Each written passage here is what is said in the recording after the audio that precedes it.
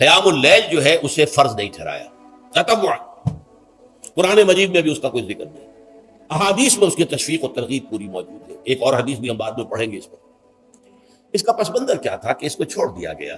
اب ظاہر بات ہے مسلمانوں میں کمزور بھی ہیں, مسلمانوں میں وہ مزدوری کرنے والے بھی ہیں, روزہ تو فرض ہے ان پر, چاہے مئی کا مہینہ ہے اور گندم کاٹنی ہے, روزہ تو پھر بھی رکھنا ہو, یہ سب کچھ. لیکن یہ کہ رات کو پھر کھڑے رہنا ان کے لیے, جاگنا ممکن نہیں, لہذا ان کے اوپر یہ چیز فرض نہیں. حضور نے تراویح کی نماز یا قیام اللیل نہ اسے فرض قرار دیا, نہ اس کے بعد جماعت کوئی اہتمام کیا مستقل.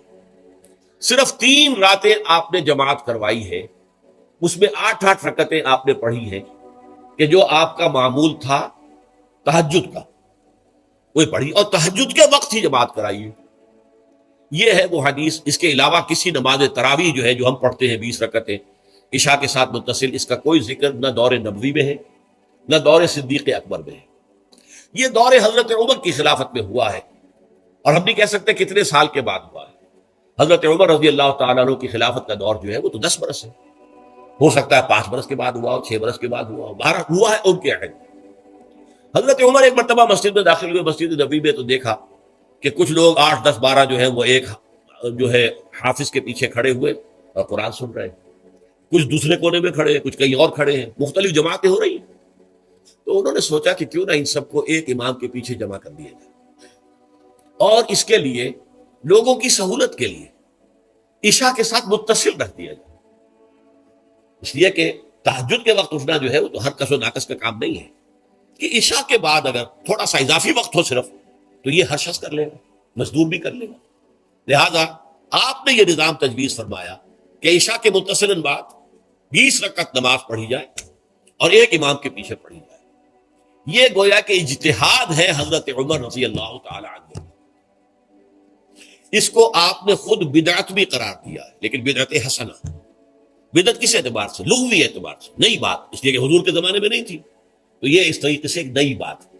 لیکن یہ بات کیونکہ بہت اچھی ہے, بہت عمدہ ہے. آپ جب یہ نظام چل پڑا تو ایک دن مسجد میں آئے, دیکھا کہ بڑی بھری مسجد ہے, صحابہ کھڑے ہیں اور ایک امام کے پیچھے قرآن سن رہے ہیں. آپ نے فرمایا نعم البدعۃ ھذہ, یہ جو ہم نے نئی بات شروع کی ہے یہ بہت اچھی ہے, بہت عمدہ ہے. اب یہاں سے فرق واقع ہو گیا ہے. ایک تو اہل تشیع جو ہے وہ تو ویسے ہی حضرت عمر سے بہت دشمنی رکھتے ہیں, عناد رکھتے ہیں, تو حضرت عمر کے اجتہادات سے انہیں نفرت ہے, انہیں دوری ہے, چاہے وہ کوئی سا بھی حضرت عمر کا اجتہاد ہے. ہمارے ہاں اہل حدیث حضرات بھی در حقیقت حضرت عمر یا کسی اور خلیفہ راشد کے فعل کو وہ سمجھتے ہیں کہ یہ ایگزیکٹو آرڈرز ہیں, یہ ہمیشہ کے لیے نہیں ہے. حضرت عمر نے اپنے دور میں ایک نظام قائم کیا, ان کے دور کے لیے ٹھیک تھا, یہ ہمیشہ کے لیے نہیں. ہمیشہ کے لیے وہ 8 ہی رکعتوں کے قائل ہیں, وہ تہجد والے. لیکن اس میں بہرحال انہوں نے بھی خود یہ اضافہ کیا ہے کہ وہ 8 رکعتیں وہ عشاء کے ساتھ متصل پڑھتے ہیں, تہجد کے وقت تو نہیں پڑھتے. اور حضور نے تو صرف 3 روز جو ہے وہ کرائی تھی جماعت, وہ لوگ 30 دن یا 29 دن پڑھ رہے ہیں, تو اضافہ تو انہوں نے بھی کر دیا, تو نظام میں تبدیلی تو ہو گئی. لیکن اہل سنت جو کہلاتے ہیں, ہمارے جو 4 جو ہیں, جو ہمارے مسلک ہیں, حنفی, مالکی, شافعی, حنبلی, ان کا اتفاق ہے اس پر حضرت عمر کا, کیونکہ ان کے سامنے اصول یہ ہے کہ حضور نے فرمایا علیکم بسنتی وسنت الخلفاء الراشدین المہدیین, تم پر لازم ہے کہ میری سنت کو پکڑو مضبوطی کے ساتھ, اور میرے خلفاء راشدین مہدیین جو ہیں ان کی سنت کو پکڑو.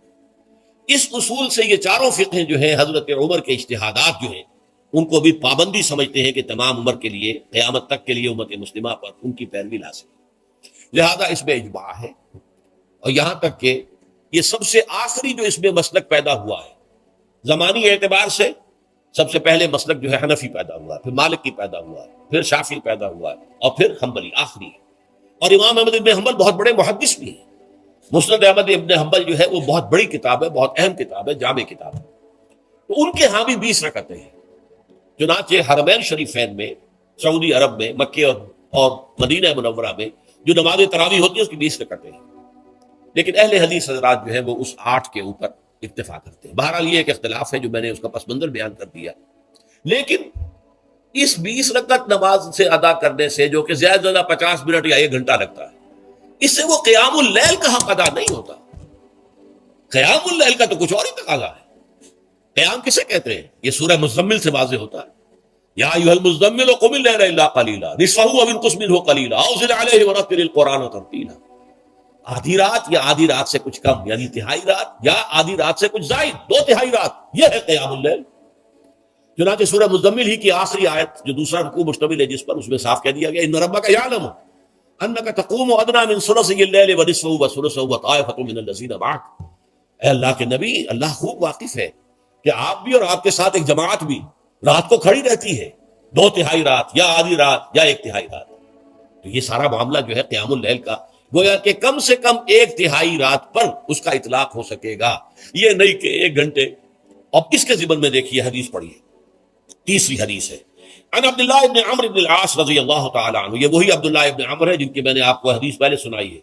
یہ ساری رات کھڑے رہتے تھے، پوری رات، اور ہر روز روزہ رکھتے تھے، جس پر حضور نے منع کیا، لا تفعل، مت کرو ایسا. رضی اللہ عنہما، یہ خود بھی صحابی ہیں اور ان کے والد عمرو بن العاص بھی صحابی ہیں. ان رسول اللہ صلی اللہ علیہ وسلم قال، کہ اللہ کے رسول صلی اللہ علیہ وسلم نے فرمایا الصیام والقرآن یشفعان للعبد، روزہ اور قرآن بندے کے حق میں شفاعت کریں گے. یقول الصیام، روزہ ہی عرض کرے گا اللہ کی جناب میں، اے رب پروردگار، انی منعتہ الطعام والشہوات بالنہار، میں نے تیرے اس بندے کو دن کے دوران کھانے پینے سے اور اپنی شہوت کا تقاضا پورا کرنے سے روکے رکھا، یہ میری وجہ سے روکا رہا، تو میری شفاعت اس کے حق میں قبول فرما. فشفعنی فیہ، میری شفاعت اس کے حق میں قبول فرما. وَيَقُولُ القرآن، قرآن کیا کہے گا؟